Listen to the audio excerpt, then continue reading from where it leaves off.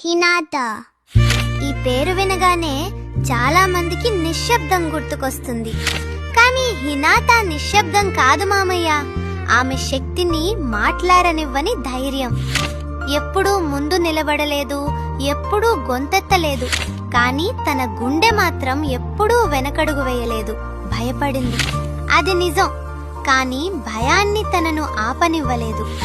తనని నమ్మని ప్రపంచంలో తనకి తానే ఆశగా నిలబడింది.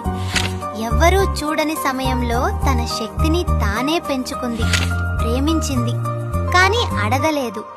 నమ్మింది, కానీ వదల్లేదు. హినాట మనకి నేర్పింది ఏంటంటే, అసలైన బలం అరిచే ధైర్యం కాదు, నిశ్శబ్దంగా నిలబడి అవసరం వచ్చినప్పుడు అన్నీ తలకిందలు చేసే శక్తి. అందుకే హినాట బలహీనురాలు కాదు మామయ్య. ఆమె నిశ్శబ్దంలో దాగిన అసలైన బలం.